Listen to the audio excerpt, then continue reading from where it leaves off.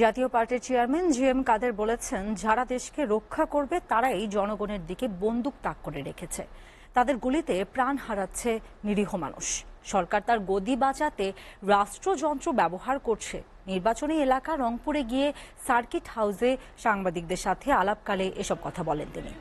এ সময় তিনি আরও বলেন, বৈষম্য বিরোধী আন্দোলন এখন সারা দেশের মানুষ অংশগ্রহণ করছে। সরকারের দমন নিপীড়ন কর্মকাণ্ডে বহির্বিশ্বে দেশের ভাবমূর্তি ক্ষুণ্ণ হচ্ছে। 3 দিনের সফর শেষে শুক্রবার বিকেলে ঢাকায় ফিরবেন তিনি।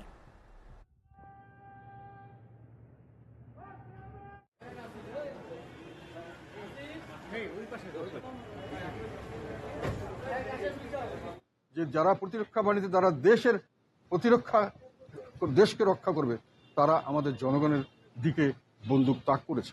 এটা একটা দুঃখজনক। জনগণকে রক্ষা করা, রাষ্ট্রকে রক্ষা করা তাদের সকলের দায়িত্ব। তো সরকার নিজের গদি রক্ষার্থে যেটা করছেন, এটাতে দেশের অর্থনীতিতে ব্যাপকভাবে একটা নেতিবাচক অবস্থার সৃষ্টি হয়েছে। দেশে বিদেশে ভাবমূর্তি চরম ক্ষতিগ্রস্ত হয়েছে।